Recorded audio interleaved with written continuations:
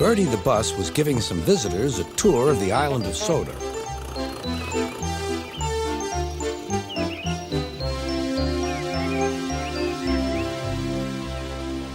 It was their last afternoon, and Edward was preparing to take them to meet Bill and Ben.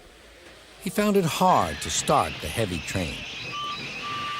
Did you see him straining? Asked Henry. Positively painful, Remarked James. Just pathetic. Grunted Gordon. He should give up and be preserved before it's too late. Shut up, burst out Duck. You're all jealous. Edward's better than any of you. You're right, Duck, said Boko. Edward's old, but he'll surprise us all. I've done it. We're off. I've done it. We're off, said Edward as he finally puffed out of the station.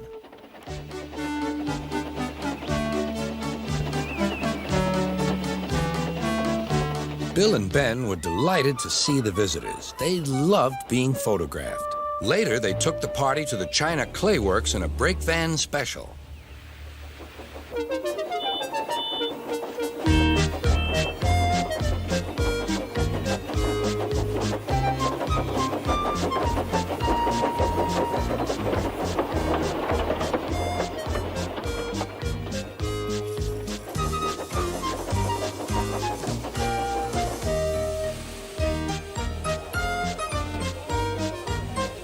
Everyone had a splendid time, and the visitors were most impressed.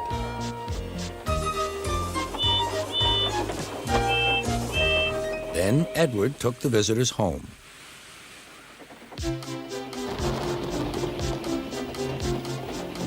On the way, the weather changed. Wind and rain buffeted Edward. His sanding gear failed, and his firemen rode in front, dropping sand on the rails by hand. Suddenly, Edward's wheels slipped fiercely, and with a shrieking crack, something broke.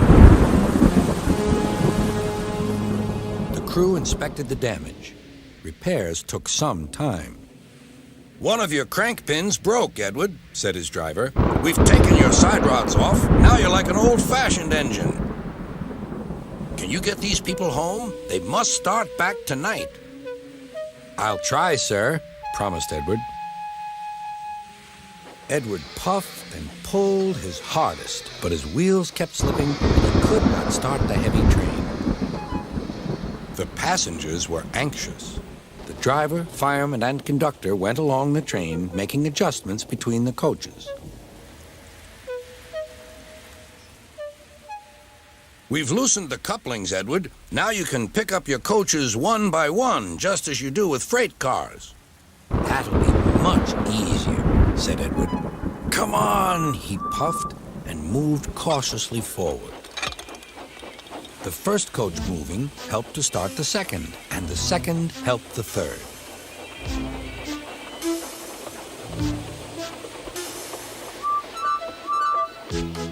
I've done it! I've done it! Puffed Edward.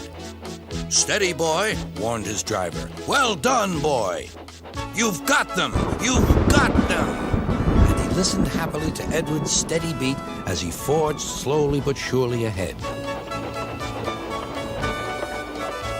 At last, battered, weary, but unbeaten, Edward steamed in. Henry was waiting for the visitors with the special train. Beep, beep! Sir Topham Hatt angrily pointed to the clock, but excited passengers cheered and thanked Edward, his driver, and firemen.